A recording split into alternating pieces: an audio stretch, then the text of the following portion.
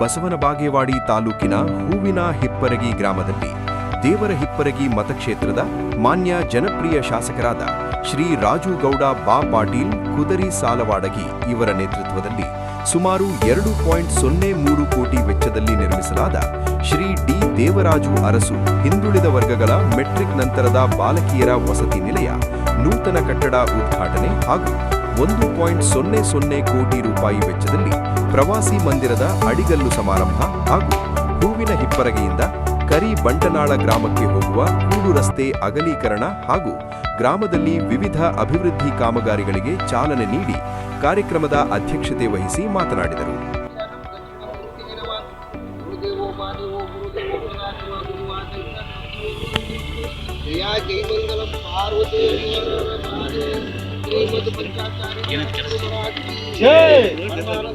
ಈ ವೇಳೆ ಶ್ರೀ ಸೋಮಶೇಖರ್ ತಾವರಗೇಡ, ಬಸವರಾಜ್ ಎಇ, ಶ್ರೀ ಪುಂಡಲೀಕ್ ಮಾನವರ್, ಮಾನ್ಯ ಜಿಲ್ಲಾಧಿಕಾರಿಗಳು ಹಿಂದುಳಿದ ವರ್ಗಗಳ ಕಲ್ಯಾಣ ಇಲಾಖೆ ವಿಜಯಪುರ ಮತ್ತು ಶ್ರೀ ದೊಡಮನಿ ಪ.ರಾ.ಇ ಇಲಾಖೆ ವಿಜಯಪುರ, ತಾಲೂಕು ಅಧಿಕಾರಿಗಳಾದ ಶ್ರೀಮತಿ ಎಸ್.ವಿ. ನಿಂಬಾಳ ಹಾಗೂ ತಾಲೂಕು ಪಂಚಾಯಿತಿ ಅಧಿಕಾರಿಗಳಾದ ಶ್ರೀ ವೆಂಕಟೇಶ್ ವಂದಾಲ, ಆಡಳಿತಾಧಿಕಾರಿಗಳು ಹೂವಿನ ಹಿಪ್ಪರಗಿ ಶ್ರೀ ವಿ.ಬಿ. ಗೊಂಗಡಿ, ಹಿಂದುಳಿದ ವರ್ಗಗಳ ಕಲ್ಯಾಣ ಇಲಾಖೆಯ ತಾಲೂಕು ವಿಸ್ತರಣಾಧಿಕಾರಿಗಳು ಶ್ರೀ ಸಿ.ಜಿ. ಬಿರಾದಾರ್, ಕಟ್ಟಡದ ಗುತ್ತಿಗೆದಾರರಾದ ಶ್ರೀ ಸುಬ್ಬಾರೆಡ್ಡಿ ಕನ್ಸ್ಟ್ರಕ್ಷನ್ ಮಾಲೀಕರಾದ ಪ್ರಕಾಶ್ ವಿಶ್ವನಾಥ್ ಸುಬ್ಬಾರೆಡ್ಡಿ, ಗ್ರಾಮ ಪಂಚಾಯಿತಿ ಅಧಿಕಾರಿಗಳು, ಗ್ರಾಮದ ಪ್ರಮುಖ ವ್ಯಕ್ತಿಗಳಾದ ಸಂಗಮೇಶ್ ಹಳ್ಳೂರ್ ಮತ್ತು ಊರಿನ ಹಿರಿಯರು, ವಿದ್ಯಾರ್ಥಿನಿಯರು, ಸಮಸ್ತ ಸಿಬ್ಬಂದಿ ವರ್ಗ ಭಾಗವಹಿಸಿ ಕಾರ್ಯಕ್ರಮಕ್ಕೆ ಶೋಭೆಯನ್ನು ತಂದು ಯಶಸ್ವಿಗೊಳಿಸಿದರು.